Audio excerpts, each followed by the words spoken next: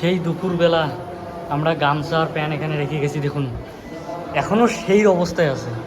তো ইসকন কতটা ভরসার জায়গা দেখতে পাচ্ছেন আপনারা।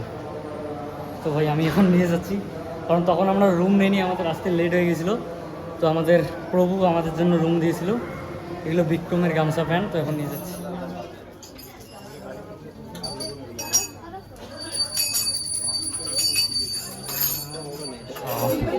গাইজ আমি নিলাম এগুলো, শ্রীমদ ভগবদ্গীতা, অনেক কিছু।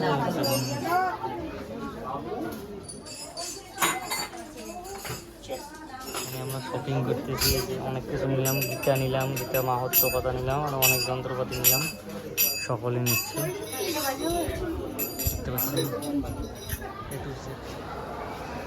Vikram is coming. সব কিছু যেমন তাই অমনে ছিল, একটাও কোনো উল্টে পাল্টা হয়নি, তাও টাচ করেন। ও মাই গড, এ সর্বনাশ। তো আমরা কিছু শপিং করে নিলাম মায়াপুরে এসে। এখানে একটু মন্দির দর্শনের দিকে যাব।